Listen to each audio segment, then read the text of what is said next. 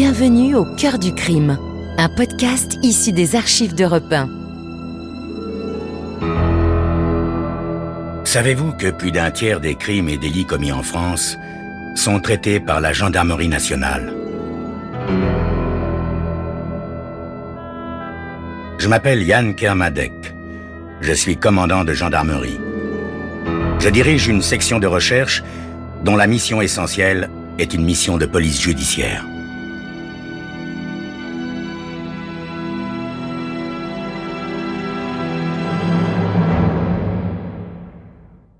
L'histoire que je vais vous raconter est une histoire vraie.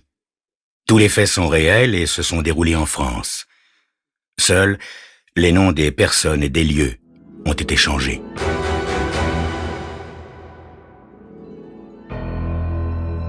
H.D. Cartwell nous a convoqués dans sa chambre d'hôpital, comme un maître siffle des chiens bien dressés. Et nous nous tenons en demi-cercle au pied de son lit dans une attitude soumise. Appuyé contre les oreillers, il est pâle, mais ses yeux gris acier sont aussi brillants que d'habitude. À 43 ans, il est le plus grand patron de journaux de la ville. H.D. frappe ses jambes du bout de ses doigts raides et dit d'un ton dépité: « Aucune sensation. Je ne peux pas remuer ces maudites jambes, mais je rentre à la maison demain, avec une grande consolation, celle de ne pas avoir été tué. Il y a pourtant bien des gens qui l'auraient souhaité. » À ma droite, la blonde et séduisante Constance Palmer, qui a fait ses débuts au journal comme petite employée et qui, en 10 mois d'un travail acharné, est devenue la secrétaire particulière de H.D. À ma gauche, Benjamin Warner, célibataire et agent de publicité de génie, frotte nerveusement le parquet de ses pieds. Un peu en retrait, est assise la belle et impassible Laura, l'épouse de H.D. depuis 20 ans. « Matt, » me dit H.D., « vous occuperez mon bureau au journal. Vos décisions seront sans appel. Vous en serez responsable uniquement devant moi. » Je fais un signe d'assentiment. « Bon, à demain, 20h chez moi. Vous êtes tous convoqués. Bonsoir. » Constance Palmer et Benjamin Warner prennent congé de H.D. et partent ensemble. Le sourire que ce dernier m'adresse est chargé d'une rancune à peine voilée d'avoir été supplanté pour cet intérim directorial. Ni lui ni Constance n'ont de sympathie pour moi, ni moi pour eux. « Voulez-vous accompagner Madame Cartwell à sa voiture, je vous prie ?» me demande H.D. « Matt, crois-tu qu'il ait voulu parler de nous ?» me demande Laura, alors que nous descendons les marches du perron. « Un patron de journal se fait des ennemis tous les jours, mon ange. »« Mais est-ce qu'il sait ?»« Non, » dis-je d'un ton assuré. « Je t'aime, » murmure-t-elle dans un souffle. Le lendemain, je prends un taxi pour aller chez les Cartwell. La neige n'a cessé de tomber depuis le matin. H.D., dans son fauteuil roulant, m'ouvre la porte avec un sourire. « En forme, Matt ?»« En pleine forme, dis-je, surpris de son entrain. Une robe de chambre lui couvre les jambes, mais à partir de la taille, sa tenue est comme d'habitude, impeccable. Constance Palmer et Benjamin Warner sont déjà installés dans la bibliothèque. Je ne vois pas Laura. L'heure passe sans qu'elle apparaisse. H.D. me congédie en me convoquant pour le lendemain. Alors que je prends congé, Laura entre. « Vous partez, Matt ?» Et sans attendre ma réponse, elle enchaîne. « Je vous raccompagne. Enfin, si H.D. n'y voit pas d'inconvénient. »« Non, d'ailleurs, notre réunion n'est pas encore terminée, » répond H.D. en se tournant vers Benjamin Warner et Constance Palmer. « À tout à l'heure, Laura. » Surpris, je prends congé et rejoins Laura dans sa limousine. De chez moi, elle téléphone à son mari et lui dit « Je ne peux pas rentrer, H.D. Des congères se sont formés tout au long de la route. J'ai pris une chambre à l'hôtel Chamberlain. Tout va bien pour toi ?» Du fond de la pièce, j'observe Laura. Avant de venir chez moi, nous nous sommes arrêtés au Chamberlain. Elle a garé sa voiture sur le parking et retenu une chambre. Elle a ensuite quitté l'hôtel par la porte de service et m'a rejoint dans le taxi où je l'attendais.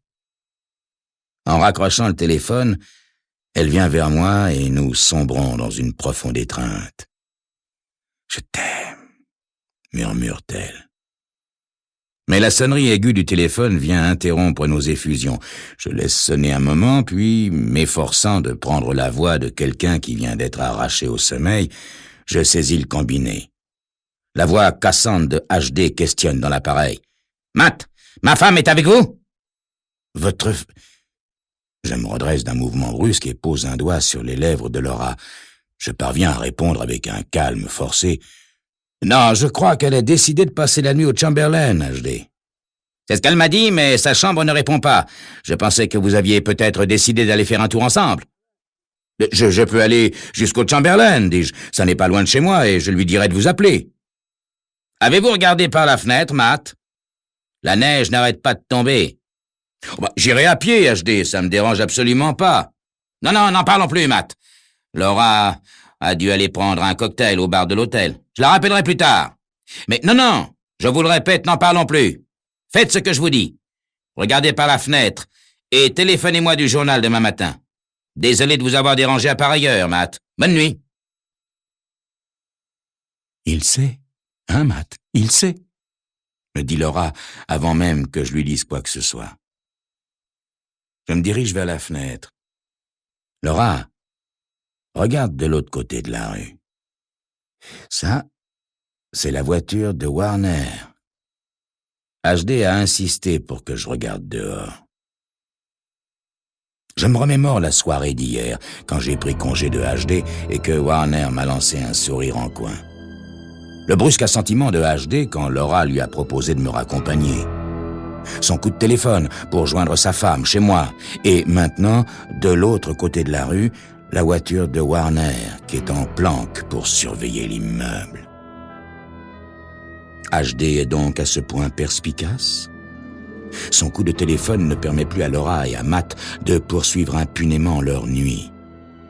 Que vont-ils faire? D'ici à quelques instants, vous le saurez.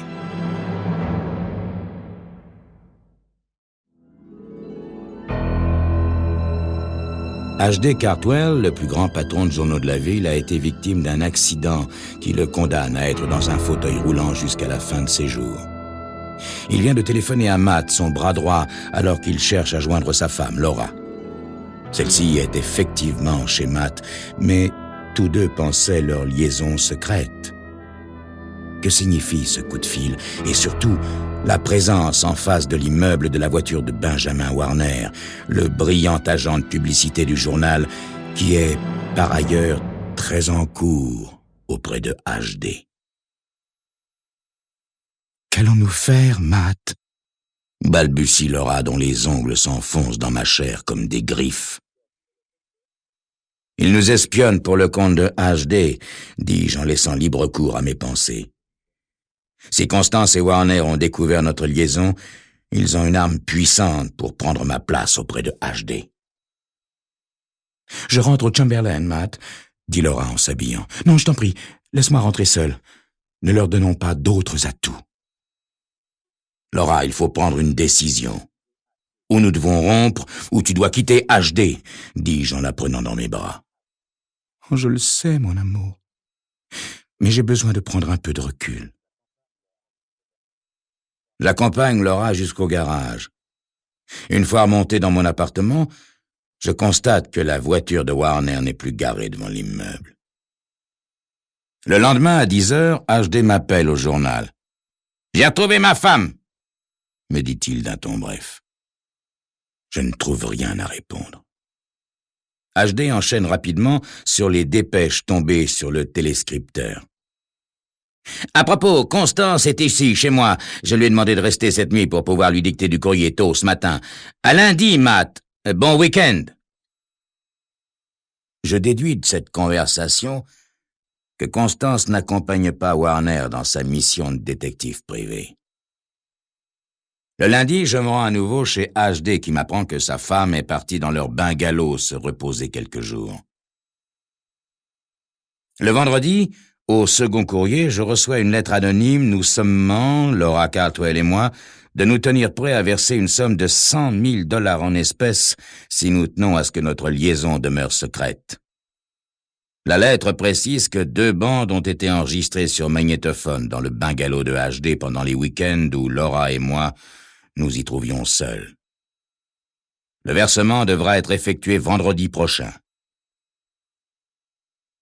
Laura marche de long en large dans le confortable salon du bungalow, tout en allumant cigarette sur cigarette.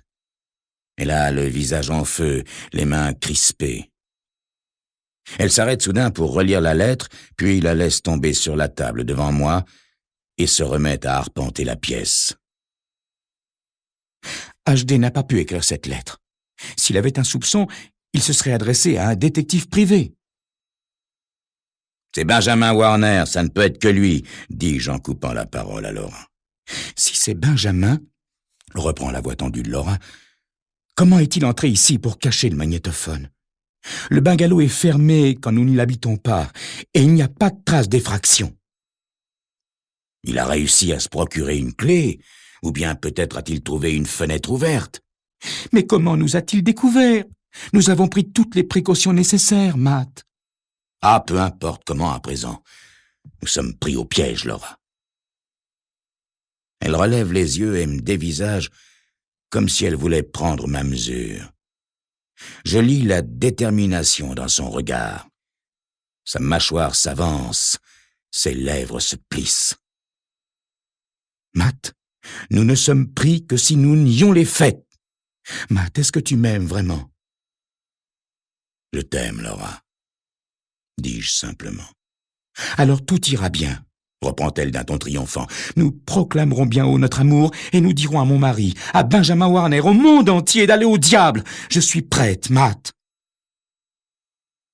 Je la prends dans mes bras et l'embrasse longuement. Le bruit d'une voiture s'arrêtant devant le bungalow nous parvient. Je vais à la porte, que j'ouvre toute grande, et je vois Benjamin Warner se diriger vers moi. Je jette un coup d'œil à Laura, j'émets un petit rire, et je m'écarte pour le laisser entrer. « Qu'est-ce que ça veut dire ?» demande Warner d'une voix rauque en s'arrêtant sur le seuil. Je le pousse à l'intérieur et referme doucement la porte. « Pas de chantage, Warner !» dis-je d'un ton de victoire. « Nous ne verserons pas un cent. Je vous casserai certainement la figure, mais nous ne paierons rien. » Il recule de quelques pas, le regard flamboyant de colère. « Mais que diable tout cela veut-il dire? Qu'est-ce que c'est que cette histoire de fortune qui me sera remise si je viens ici ce soir ?» Je le frappe violemment de mon poing gauche au creux de l'estomac, puis je lui envoie un direct dans la mâchoire. Il va heurter le mur et s'affale par terre. Ses yeux sont devenus vitreux et un filet de sang coule le long de ses lèvres. « Matt !» crie Laura en s'agrippant à mon bras pour me retenir. Je reste un moment debout plein d'une rage triomphante à regarder Benjamin Warner essuyer le sang de sa bouche. « Vous êtes fou !» parvient-il enfin à balbutier. Je lui réponds par un éclat de rire. Je sens les doigts de Laura se planter dans ma chair comme des poignards. « Une minute, Matt, » murmure-t-elle. « Il y a quelque chose qui ne va pas. » Puis, se penchant vers Benjamin Warner, « Vous dites que quelqu'un vous a fait venir ici ?» demande-t-elle. « C'est exact, » répond-il. « Et c'est vous, Madame Cartwell, qui m'avez fait venir. Vous m'avez dit que vous aviez une proposition à me faire, que si je venais ce soir ici, C'est faux! Je ne vous ai jamais rien dit. »« Comment ça? Mais quelqu'un m'a téléphoné, » proteste Warner. Tournant les yeux vers moi, il questionne. « Où voulez-vous en venir, Matt? Quelle sorte de jeu jouez-vous tous les deux? » « Étiez-vous dans votre voiture en face de chez moi la nuit où nous nous sommes vus chez HD ?» lui dis-je à brûle-pourpoint. « Oui, » répond-il d'un ton de défi. « J'avais des soupçons à votre sujet depuis longtemps déjà. »« Combien d'autres fois vous nous avez épiés ?»« Aucune. »« Et vous n'avez jamais utilisé de magnétophone ?»« Mais non, jamais !»« Ce coup de téléphone, c'était une femme. Une femme m'a appelé au bureau, déclarant qu'elle était Laura Cartwell. Elle avait à me faire une proposition qui, si je l'acceptais, me permettrait de gagner beaucoup d'argent. C'était bien elle, Matt, c'était Laura Cartwell. » Je me tourne vers Laura. Elle secoue la tête en tremblant un peu. Non, Matt, je ne l'ai pas appelé. Ni lui, ni personne d'autre. Benjamin Warner a réussi à se mettre debout. Je le saisis brutalement pour le faire avancer et lui mets sous le nez la lettre que j'ai reçue. « Lisez ça !» dis-je, « et dites-moi que ce n'est pas vous qui l'avez écrite !» Soudain, le bruit d'un coup de feu retentit, un bruit assourdissant. Je pousse un cri et me laisse choir en avant, roulant sur moi-même. Je vois Laura s'affaler. Le sang ruisselle de sa tempe gauche. Le second coup de feu envoie Warner contre la cheminée. Il s'y cramponne, mais au troisième coup de feu, il s'affaisse. Puis, il n'y a plus que le silence et l'odeur de la mort. Je me redresse péniblement en m'appuyant sur le divan. La vitre de la fenêtre a été brisée et des éclats de verre jonchent le sol. Laura Cartwell et Benjamin Warner étaient des cibles faciles pour celui qui se trouvait dehors, derrière cette fenêtre. Mais pourquoi n'ai-je pas été tué, moi aussi? Je cours à la porte d'entrée, mais ne vois rien dans l'obscurité. La vue des cadavres me remplit de panique. M'élançant vers ma voiture, je prends le volant et descends à toute allure la colline, puis je tourne en direction de la ville, conduisant sans penser à ce que je fais. C'est seulement après avoir regagné mon appartement et bu un peu d'alcool à même la bouteille que je sens la raison me revenir. C'est HD, j'en suis sûr, c'est lui qui a envoyé quelqu'un pour téléphoner à Benjamin Warner en imitant la voix de Laura Cartwell. C'est lui qui a introduit le magnétophone dans le bungalow, et c'est lui qui a ensuite planqué chez Warner les bandes magnétiques que la police ne va pas manquer de trouver. Si je n'ai pas été tué, c'est que HD préfère me voir passer en jugement et condamné pour double meurtre. C'est un sadique, et il veut me torturer. Pour la première fois de ma vie, je m'apprête à forcer une porte. Par cette nuit calme et glaciale, je me tiens accroupi sous une fenêtre du rez-de-chaussée de la maison où habite Warner, prêt à bondir au moindre bruit. À une quarantaine de mètres derrière moi, il y a une autre maison en briques. Je transpire abondamment malgré le froid. Les fenêtres de la maison sont sombres. Je m'arme de courage et je parviens à ouvrir suffisamment la porte-fenêtre pour entrer. J'ai eu la présence d'esprit de la refermer derrière moi. Je me mets aussitôt à fouiller l'appartement. Il ne me faut guère de temps pour découvrir les bandes de magnétophone. Elles sont rangées dans une boîte à l'intérieur d'un tiroir. Je les mets dans ma poche, ressors par la fenêtre que je referme et quitte les lieux. Je ne me souviens de la lettre de chantage qu'au moment où je rentre chez moi. Je reprends donc la voiture pour retourner au bungalow. La lumière n'est pas allumée, la porte d'entrée est ouverte, le feu continue à pétiller dans la cheminée, les corps sont étendus dans une pose grotesque, et la lettre est restée posée sur la table basse. Je me suis rappelé à temps que la police est toujours habile à faire des découvertes sensationnelles parmi les cendres. J'emporte donc cette lettre que je brûle chez moi, et j'en disperse les cendres par la fenêtre. Je suis maintenant convaincu de n'avoir rien laissé au hasard et d'avoir damné le pion à HD Cartwell. À 10h du matin, je suis tiré du sommeil par les policiers qui viennent m'arrêter sous l'inculpation de double meurtre. Ils exhibent 2 bandes de magnétophone trouvées dans l'appartement de Benjamin Warner et déclarent qu'ils soupçonnent celui-ci d'avoir fait chanter Laura Cartwell ou de l'avoir menacée de chantage. Laura m'a mis au courant de ces menaces et j'ai combiné un plan destiné à attirer Warner au bungalow. Puis je me suis caché derrière la fenêtre pour tirer sur Warner. Les policiers ajoutent que j'ai tué Laura accidentellement, à moins que je n'ai décidé de mettre fin à notre liaison. Ils ont découvert l'arme du crime près du parc de stationnement. Elle ne porte pas mes empreintes digitales, car j'avais, toujours selon les policiers, pris la précaution de mettre des gants. HD assiste d'un bout à l'autre à mon procès. Chaque jour, il se fait amener au tribunal dans un fauteuil roulant poussé par sa secrétaire, Constance. Il reste assis côte à côte, le visage impénétrable, pendant toute la durée des séances.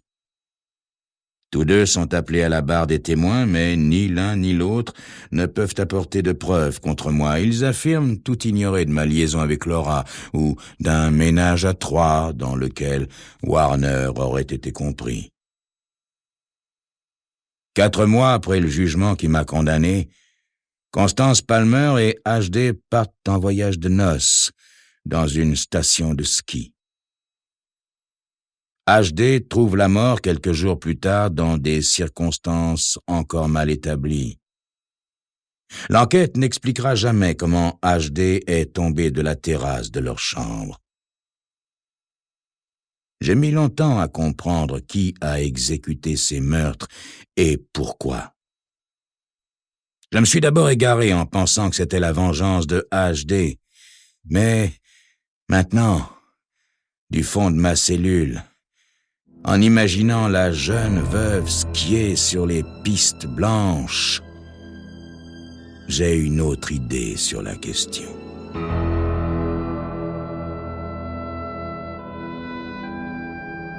Vous venez d'écouter Au cœur du crime, un podcast issu des archives d'Europe 1. Réalisation, Julien Tarot. Production, Estelle Lafont. Patrimoine sonore, Sylvaine Denis, Laetitia Casanova et Antoine Reclus. Au cœur du crime est disponible sur le site et l'appli Europe 1. Écoutez aussi l'épisode suivant en vous abonnant gratuitement sur votre plateforme d'écoute.